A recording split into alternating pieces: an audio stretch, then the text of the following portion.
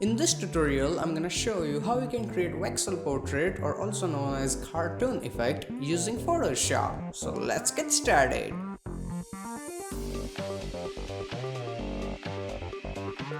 So what's up guys, Thrul here, and as you can see this is the final output, and for this I'm going to use this stock image that I found on deviantart.com, and if you want to use the same image, the download link is in video description, so feel free to use it. Now, before I start the tutorial, I would like to clear up some things. I'm not going to actually teach you how to use pen tool. If you want to learn how to use pen tool, click here on this box. This is separate tutorial only and only focusing on how to use pen tool. Second thing, I'm not actually going to create entire portrait because that will take hours. Instead, I will divide it in couple of parts and teach you only the important things that you need to know. And one important note is reason why I am using shape tool, because you can make them as big as possible. So basically at the end of the video I will show you how you can take your this resolution image and turn it into this kind of resolution image, and you can click photo with your freaking Nokia 3300 and you can still make it ultra high resolution as long as you use your shape tool. So keep watching till the end. So let's go back to our original file here. So as you can see, this is the model. So number one thing is that what to start first. So when you are creating normal human portrait, I would recommend start with the hair. I mean, you can start from anywhere if you want, but if you start from hair, it just makes your job a little bit easier if you are a beginner. So first of all, we will start with hair. Now I have selected my pen tool, and you can choose your shape option from here, and after that you don't need to actually create new layer, because when you start clicking with pen tool, see, it automatically creates a new layer as you can see here. So I'm gonna go and start creating the shape. I normally use white color and then change it to whatever I want to use, but it's totally up to you, like you can use whatever color you want. So let's go and start to create shapes as you can see, and always closing the handles. uh, when creating the hair, make sure that you get all the details right, like take your time, take your sweet time, like seriously man, don't rush it, because it will also help you to save time in your face features and also little bit on your hands. Now here's the thing, right? When you have situation like this, you actually can't see what is going on. So you can go and decrease the opacity of your shape. So now you can see like where you actually need to put your dots and stuff like that.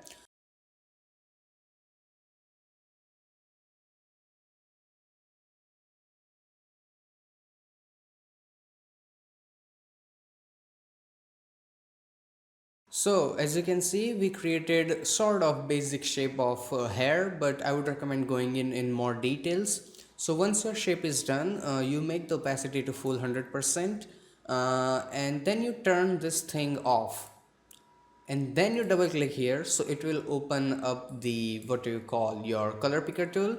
And reason we turn the eye off on this, so that we can see this pink color properly. And then I will select it, I will hit OK. So as you can see, it changed the color to the pink, and now we have really good pink hair. And now you can just change it to whatever shade you need. It's totally up to you. So that's one handy tip. So now hair is done. Now I told you that you have to spend as much time as you can on creating the hair. Why? Because now we automatically created almost half 90% of the face. So now when we try to create the face, all we have to do is create her chin. Now before we move on, always rename your layers. Like seriously, I cannot like force it enough on this thing. Hair. Good. And once this is done, we can start focusing on what do you call it, your face. So I'm gonna go and start working on face now. Now it's getting a little confusing because everything is pink, so you can midway go and change the color. So for now let's keep it white. And now once this portion is done, all you have to do is just click, click, click, click, click, click, and just fill up your area and close your gap here. Now all you have to do now is put your face under your hair like that, and see, now the face is ready. So now I'm gonna go and rename it to face. And what do? We turn off the eye icon so we can see the color. We double click, and with the picker tool you can pick any color you want. So I'm gonna go with nice skin color. Yeah, that looks good. Hit OK, and now we can turn it on, and as you can see, so this looks amazing.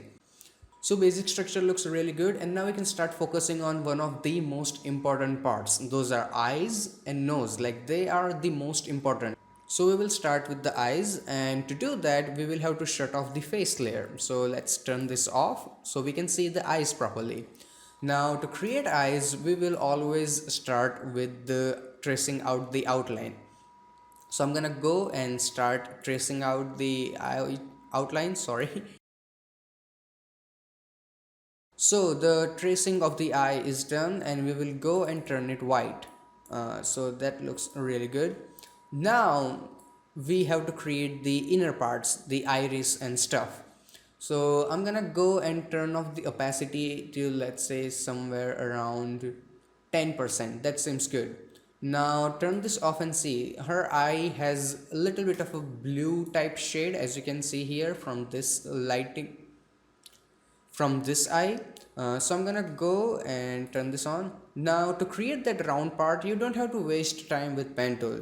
You can go here, right click and select your ellipse tool. It will also allow you to create a perfect round. Now to make sure it doesn't go wobbly like this, hold your shift key, and now you can make it as big as you want, right? So that looks good. Now select your move tool and move it exactly here.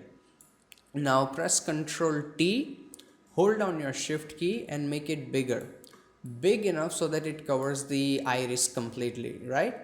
A little bit more, and that's good. Now go and confirm it. And now we will change it to somewhere around blue. No, that's gray. So let's go and try to turn it blue. Yeah, that's a bit hazel type color. Yeah, that looks good. So go and confirm it. And now we will go and there is this shape one. So we will make its opacity to 100%. And now the circle is going a little bit outside. So what do is make sure your circle is top of your white part. You right click and you select create clipping mask. So now it won't go outside. So that's one advantage. So this looks good, and we can create the inner black part. So to do that, first of all, you go and make a copy of it and press Ctrl J. So it will make a copy of it. You double click on it and you change its color to black. That's good. Now you press Ctrl T and make it a little bit smaller. And again, to make sure it doesn't go outside, you right click and you select create clipping mask, so it won't go outside at all. Now as you can see, there's this little white dot that gives the highlight and also a little bit depth in your eye. So to create that, again you have this black round already. So press Ctrl J, make a copy of it, double click, and this time we will turn it white. Hit OK, press Ctrl T, hold down your shift key and make it extremely smaller. Yeah, so that looks good. Now this is good, but if I turn my the face layer on, it looks like it is missing something, and that is the outlines. So to create them, first of all, let's go right click and create clipping mask. So we have the white part and the iris and stuff all ready. So you hold down your control key and you click on everything like this, and then you press Ctrl G. So the eye is in its separate group, so you can manage it better, and it is extremely important to do it. Okay, do not ignore this thing. So double click and let's name it eye. Good. Now we can turn on the group here, and to create the outlines, create a new layer, select your pen tool and make sure it is shape, and in the color let's make it black. Yeah. So now what you do is make sure your layer is at the bottom. It should be under your white shape, as you can see here. And now you go and you create your single stroke like this. Now it's time for the down part. So this time we will try to add little bit more details. So to do that, we will again create a new blank layer and make sure it is under our white part. So now I'm gonna go and start creating the details like this, a little bit more. And once your eye is done, make sure that both of your shape layers, they are also in this group. So you hold on your control key, you select both of them, or not this one, and you put them in the group like this. So now when I turn off the eye, see, now it is really easy to manage and everything is in your sight.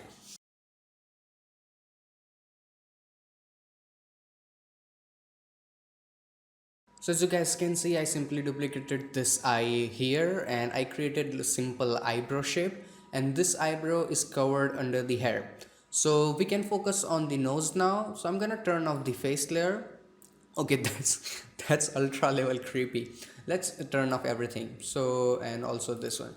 So this is the basic our original face. So to create nose, first of all, let's go and create a new blank layer, and I'm gonna name it nose, so we don't get lost.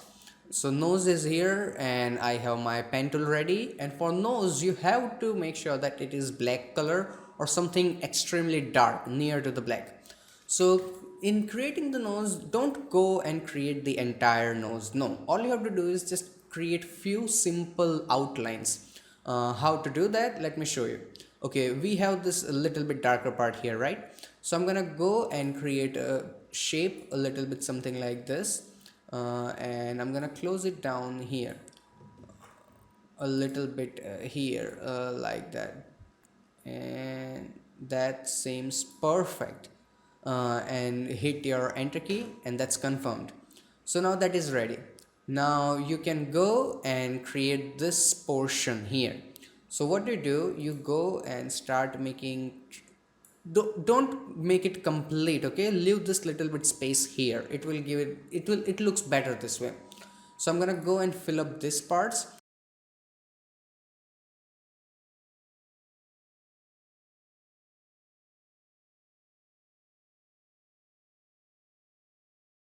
So as you can see, we simply created the basic outline of the nose, and I'm gonna now make the opacity to 100%.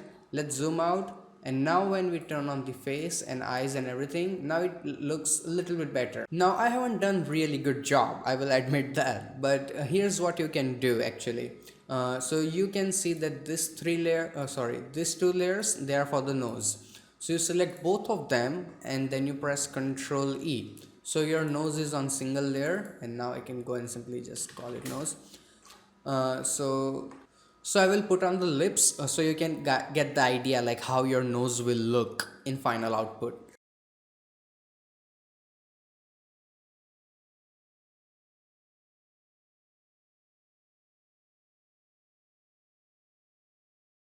So now you guys can see that with lips, it doesn't look that bad. So I would just simply recommend that you make your nose after creating the lips so you can get the better idea.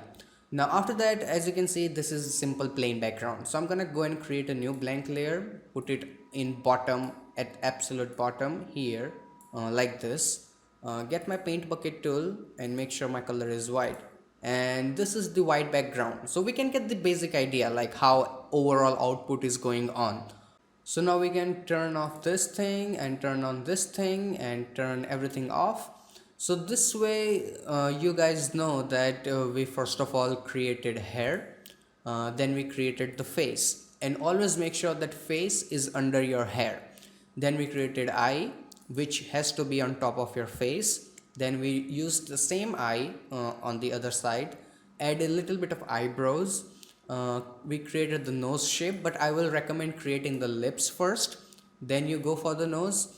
So this is looking really nice, and rest is pretty simple, like creating the dress and hands, like that's just the way we did with hair and face, nothing new in that. What I actually want to teach you is how to create background once you are done with your portrait. So I'm gonna go and switch to my final output and I will show you how to create an interesting background. So this is my final output. As you can see, I added a little bit of more details and I have separate group for everything so I can manage it easily. Now you will probably have this simple white background and it looks okay, but you can make it interesting if you want. So from this we will try to make it look something like this, a little bit of color, lighting, and then we will also add a little bit of shadows. Let's put it on top so we can see a little bit of shadow so it looks even better. So we will go from this to this. Now I also have the reference file here, so it has greenish color, right? Your image can have any color. So to do that, first of all you go and create a new solid color here and make it any color. Let's go and make it green because we have green, right? Hit OK. You can also turn on this thing here. Now you can again double click and you can copy color from here, but it's not giving us really good output. So I'm gonna go and try to use my own instinct and go for any color. So this looks good and I'm gonna simply go and hit OK. And let's turn this off for a while. So we changed the color of the background. Now we can add the lighting. So to do that, double click on your layer and then you go and create what do you call gradient overlay. And in gradient overlay, from normal to change it to soft light, and then what do you call your style, then change it to radial and make it reverse. So we have bright spot here, and then you make the scale as big as possible, just like that. And you can also decrease the opacity if you want a little less effective. So that is really nice, and simply hit OK. Now we can start creating the shadow, and that's actually pretty simple. All you have to do is make sure all the background layers are turned off and you have your model on this transparent background, right? Now once everything is turned off, you have to select your group 1 or whatever layer is on the top, okay? That is important. Select whatever layer is on the top. Then press Ctrl, Alt, Shift and E. So this way you will have a copy of your model just like this, right? Which we can use for shadow. So this copy here.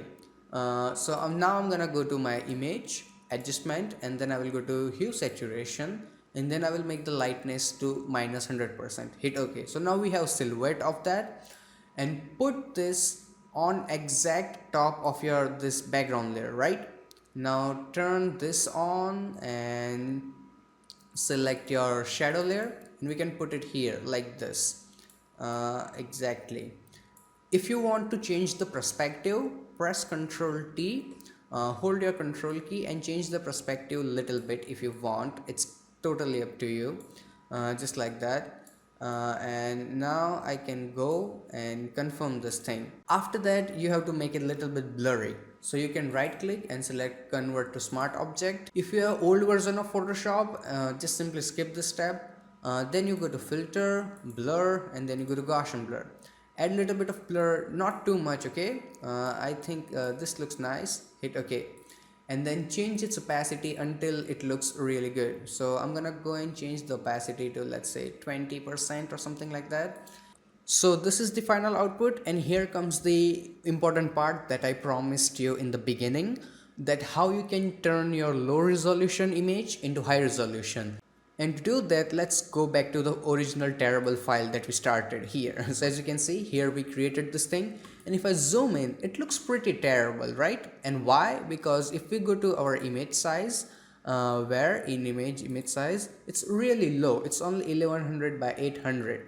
But what we can do is we can select all of our shape layers. As you can see, hit Control key and select all of them like that. Everything is selected. Then you press Control G, so you put it in a single group, just so that it is really easier to manage, like this. After that, you go to file and you create a new document. Now you can make it as big as possible. So let's go something ridiculous. Let's go to 4000 and in the height, I don't know, let's go 3000 like that. And resolution is also pretty high, as you can see, 240. Hit OK.